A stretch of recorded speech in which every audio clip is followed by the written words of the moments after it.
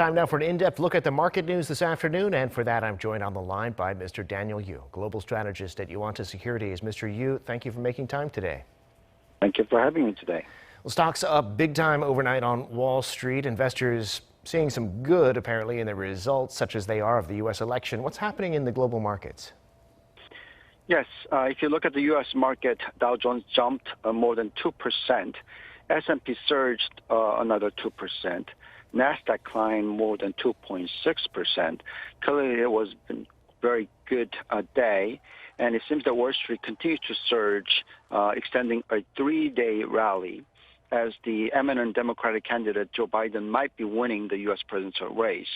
And divided Congress maybe will result into no additional tax increase for the large companies. And if that's the case, market is taking that as a positive indication. Also, if you look at the macro side, the initial weekly jobless claims fell to 751,000 for the week ending October 24th, down by about 40,000 from the previous week. And also on the corporate side, the shares of Qualcomm and General Motors showed a significant outperformance relative to the market because the earnings are coming in much better than expected. Particularly the 5G sector, the Qualcomm shows that there's a significant increase in terms of the investment resulting into high level of sales growth rate. It shows a YOY growth rate of over 30% and the earnings growth coming in at over 70% YOY. Clearly, these kind of news will have positive implication for the global market.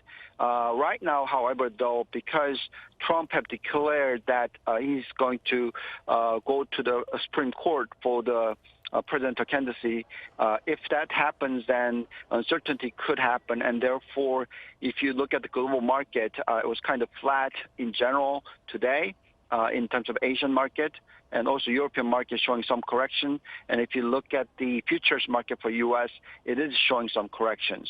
So we'll have to watch over the weekend how this presidential election plays out. We think that the likelihood of Biden winning is high, but nevertheless, it seems that the uncertainty still remains. Indeed. And in Korea, that was reflected in the KOSPI, just up and down all day long today. The KOSDAQ closed a little lower, though. What's driving the trade here in Seoul? Yes, as you said, because of this uncertainty of the political arena where the U.S. presidency has not been declared yet, the KOSPI showed a slight rise by about 0.1%, and KOSDAQ was down close to about 1%.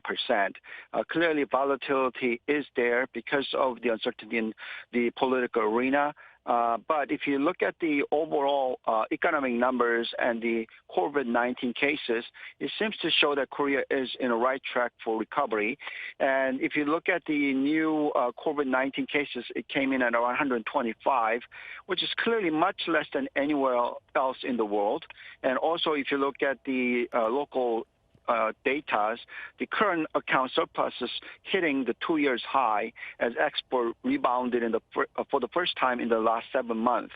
And clearly, Korea is showing sizable current account surpluses and the trade surpluses, and that results into relatively better economic growth rate than any other countries in the world.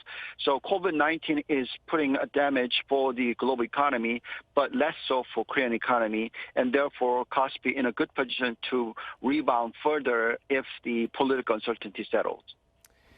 Well, with that uncertainty and then the pandemic as well, the Fed has decided to keep rates at 0 to 0.25%. What do you make of that decision, Mr. Yu, and how might this influence the Bank of Korea?